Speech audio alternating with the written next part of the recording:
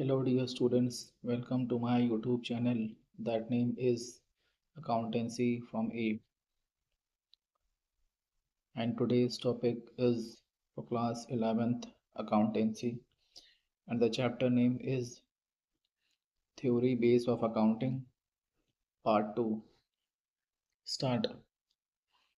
Full disclosure principle. According to this principle, there should be complete and understandable report of all the significant information. Concept ये कहता है कि business से relevant accounting से relevant जो भी इंफॉर्मेशन है वो आपको यूज़र को कंप्लीट इंफॉर्मेशन देनी पड़ेगी। फॉर एग्जांपल, जैसे आपके क्लास नाइन्थ का एक रिपोर्ट कार्ड आपको मिला, तो उसमें क्या आपका सिर्फ नाम लिखा होगा और परसेंटेज ही मेंशन होगा। जैसे मैंने देखिए बगल में डायग्राम मेंशन किया है 88.5%, ऐसा नहीं है ना। क्या लिखा है? All relevant detail should be disclosed properly, कि इंग्लिश में कितने मार्क्स हैं, मैथ्स में कितने हैं, साइंस में कितने हैं, है कि नहीं, हाफ ईयरली में कितने थे, फाइनल में कितने हैं, यूनिट में कितने हैं। तो वही यहाँ बोल रहा है, सेम चीज़ें। ठीक है, देखिए की पॉइंट से पढ़िए। Complete disclosure of all important fact, जो भी इम्पॉर्टेंट फैक्ट है वो आपको यूज़र को प्रोवाइड करने पड़ेंगे, बताने पड़ेंगे। Information should be clear and easy to understand, और इन्फॉर्मेशन ऐसी होनी चाहिए जिसे लोग means user clearly and easy way में समझ सके। No hiding of material information, और कोई भी मटेरियल मीन्स इम्पॉर्टेंट, अभी आगे आएगा। कोई भी इम्पॉर्टेंट इन्फॉर्मेशन आपको हाइड मतलब छुपानी नहीं है। Help user make correct decision, और इससे होगा क्या, जब आप सही इन्फॉर्मेशन देंगे यूज़र को तो यूज़र को करेक्ट डिसीजन लेने में आसानी होगी। क्लियर है? Next example, contingent liabilities. जैसे मैंने एक डायग्राम बना दिया कि मान लीजिए कोई गलत चीज़, कोई ट्रेजेडी हमारे बिजनेस के साथ हो गई। कोई ऐसी चीज़ जो नहीं होनी चाहिए थी, जो दूसरों को, जो यूज़र को बताना नहीं चाहिए था। जैसे मान लीजिए कि किसी ने केस कर दिया कोर्ट में बिजनेस के अगेंस्ट, तो क्या वो यूज़र को आप बताएंगे? तो कॉन्सेप्ट ये बोलता है कि आपको वो चीज़ें भी यूज़र को बतानी पड़ेंगी। ठीक है, देखिए। और यहाँ पे एक चीज़ मैंने और मेंशन किया, असेट एंड लायबिलिटी। लायबिलिटी का जो पोर्शन होता है ना, ऊपर लिखा है मैंने कॉन्टिजेंट लायबिलिटी। लायबिलिटी का जो पोर्शन होता है वो नीचे लिखा था फुट नोट पर। फुट नोट मतलब सबसे नीचे। ये चीज़ें हैं। Materiality principal. मटेरियल का मतलब ये नहीं होता सामान। जैसे आप लोगों ने पढ़ा होगा रॉ मटेरियल, फिनिश गुड्स, वो चीज़ें नहीं। Material means importance. ठीक है, ये यहाँ पे कहने का मतलब है। Disclose if it is material. कह रहा है, मैंने एग्जाम्पल यहाँ पे दिया, रास्ते में आप जा रहे थे और एक मुकेश नाम का बंदा भी रास्ते में जा रहा था। मुकेश नाम का जो बंदा था बहुत पैसे वाला था, और ये जो आप हैं, आप गरीब हैं। दोनों के 500-500 रुपए के नोट रास्ते में गिर गए, तो गरीब आदमी की तो रात की नींद ही हराम हो जाएगी, है कि नहीं। लेकिन जो पैसे वाला आदमी, उसके लिए 500 रुपये कोई बड़ी बात नहीं है। तो कहने का मतलब है 500 रुपये का, अगर 500 रुपये की इम्पोर्टेंस की बात करें तो इम्पोर्टेंस कौन किसे ज़्यादा देगा। तो गरीब आदमी के लिए 500 रुपये बहुत इम्पोर्टेंस रखते और अमीर आदमी के लिए कोई इम्पोर्टेंस नहीं रखते। ठीक है, तो कहने का मतलब यहाँ पे वो चीज़ मटेरियल मतलब इम्पॉर्टेंट जिस चीज़ का है आप सिर्फ उन्हीं को रिकॉर्ड करोगे, और किसी और चीज़ को रिकॉर्ड, देखिए मैंने डायग्राम मेंशन किया, देखिए जहाँ 500 रुपीज़ लिखा हुआ है फर्स्ट डायग्राम सर्कल वाला, उसके नीचे देखिए मैं लिखा है एक बुक बनाइए, और लिखा है लॉस्ट 500, और नीचे लिखा है रिकॉर्ड, और बगल वाले में डायग्राम में मैंने रिकॉर्ड को क्रॉस कर दिया, काट दिया। ठीक है, ये चीज़ें हैं। ठीक है, और एग्जाम्पल मैंने और भी दिया, एक जूते आप परचेज़ करने गए, उसकी कीमत थी 5,999, और तो क्या उसे आप 5,999 रुपये दोगे? नहीं, कितना दोगे आप? 6,000 दोगे। तो क्या 1 रुपया आप वापस लोगे? ऐसा नहीं है ना। तो कहने का मतलब ये है, लेकिन हाँ कुछ लोग ऐसा भी होते हैं जो कहते हैं, वो हज़ार में एक होते हैं जो कहते हैं लाओ हमें 1 रुपए वापस दो। जो जिसकी नज़र में जिस चीज़ की कीमत होगी, इम्पोर्टेंस होगा, वो आप रिकॉर्ड करोगे। तो ये चीज़ें पर्सन टू पर्सन चेंज होती रहती है। ठीक है। आगे, कॉन्सेप्ट कॉस्ट और historical cost principle. Concept cost और हिस्टोरिकल कॉस्ट प्रिंसिपल का मतलब क्या होता है? According to this principle fixed asset are always record in the books of cost. Fix asset का मतलब क्या होता है? देखिए मैं लिखा हुआ है, फर्नीचर है, प्रोजेक्टर है, कार है, मशीन है, जो 1 साल से ज़्यादा चलेंगी। आप जाकर पढ़िए मेरे प्रीवियस लेक्चर्स को। ठीक है। फॉर एग्जाम्पल मैंने एक प्रोजेक्टर बाय किया 1 लाख रुपीज़ का। ठीक है ना। मतलब कॉस्टिंग कितनी उसकी? 1 लाख रुपीज़ की। हम्म। अब कुछ टाइम के बाद उसकी वैल्यू मार्केट में 90,000 रुपीज़ हो गई। देखिए मैंने डायग्राम मेंशन भी किया है। तो इंग्लिश क्या बोलती है, कॉन्सेप्ट क्या बोलता है? फिक पढ़िए येलो वाला, fix cost are always record in the books at cost. Fix cost को बुक में आप किस वैल्यू पर रिकॉर्ड करोगे? Always always always record at cost. तो कॉस्टिंग कितनी आई थी? खरीदा कितने का था? 1 लाख रुपीज़ का। तो आपको मार्केट वैल्यू से मतलब नहीं है, समझ गए? आगे, रियलाइजेशन कॉन्सेप्ट। सबसे पहले तो मतलब समझते हैं रियलाइजेशन का मतलब क्या होता है? बेचना। ठीक है। ये चीज़ें तो according to this principle market price realisable value mean जितने वैल्यू पर उसको बेचा है is recorded in the books only when the asset is actually sold. इससे प्रीवियस कॉन्सेप्ट में क्या था कि वहाँ पर खरीदने की, वहाँ पर हम खरीदने की बात कर रहे थे ना, अब यहाँ पर बेचने की बात हो रही है। वहाँ खरीदा था,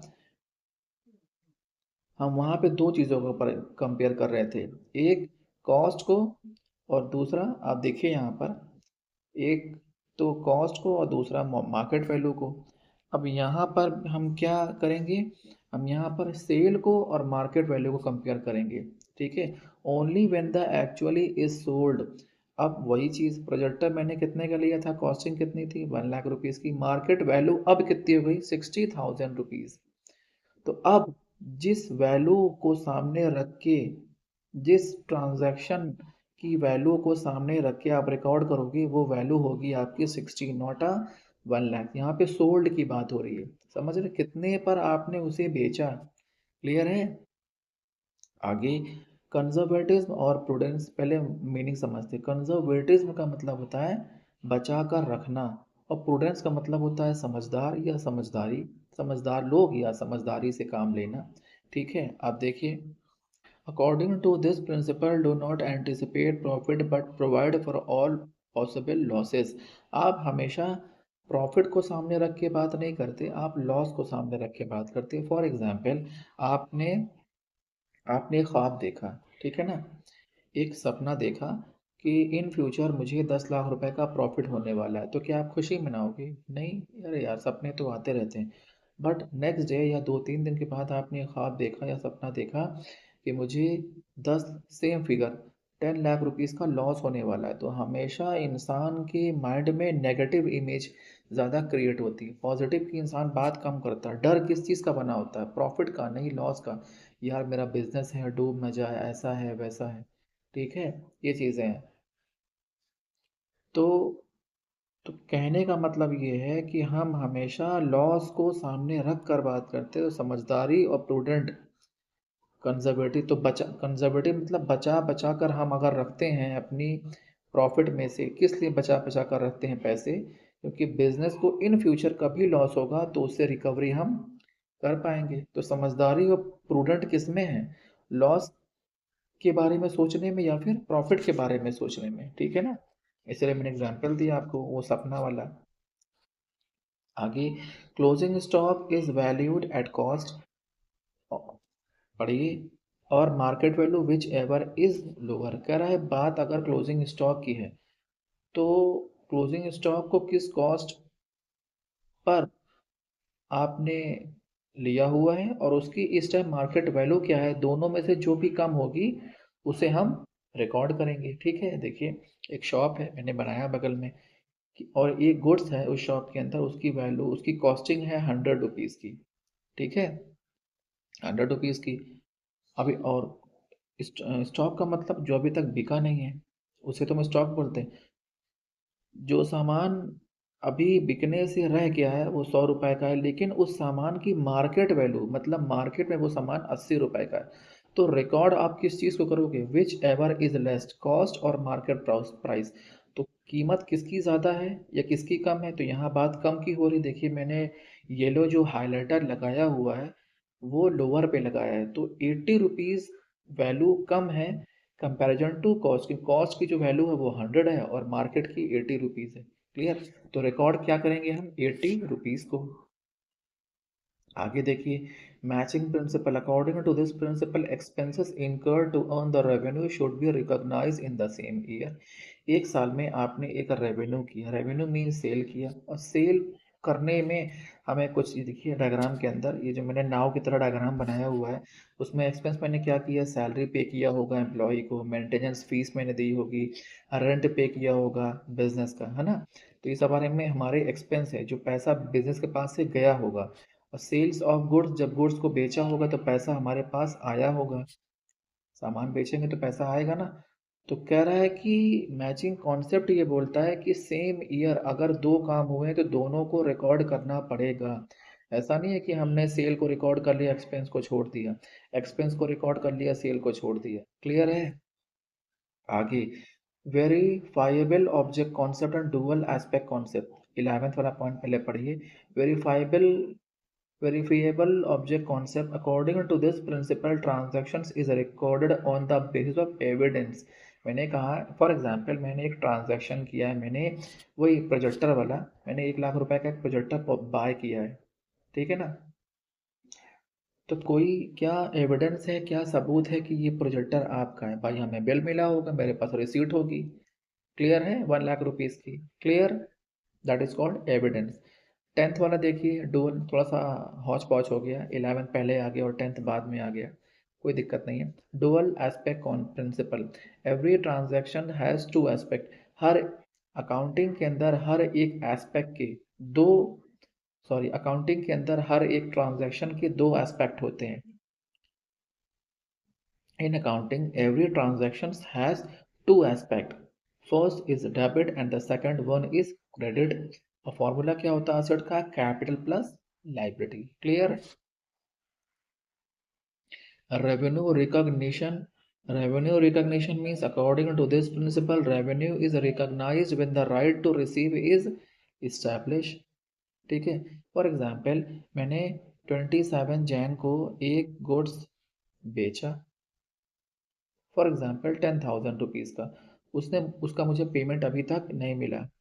मैंने जिस बंदे को बेचा उस बंदे ने बोला कि मेरे पास अभी पैसा नहीं, मैं पैसा आपका ये जो 27th वाला पैसा मैं आपको 27th ऑफ फेब को दूंगा। ठीक है।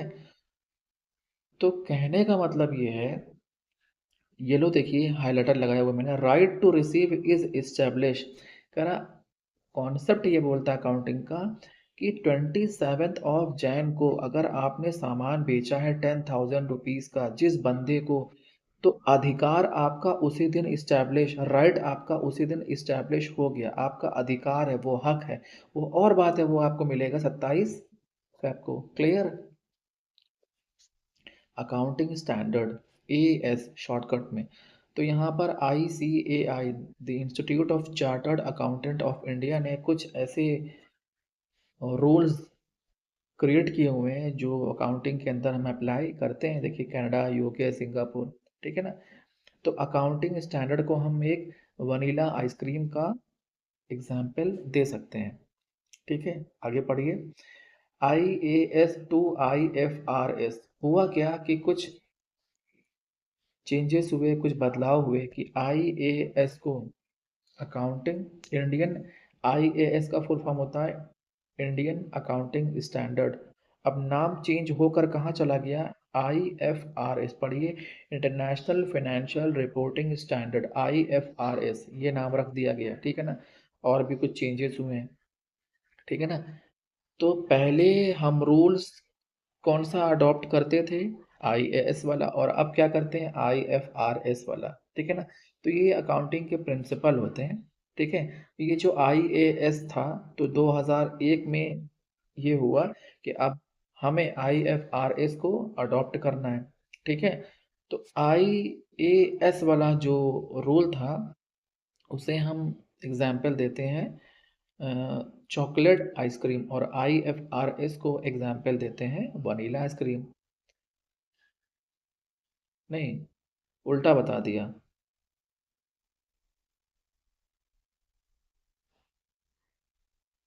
अब देखिए डायग्राम यहाँ बना हुआ है। ठीक है।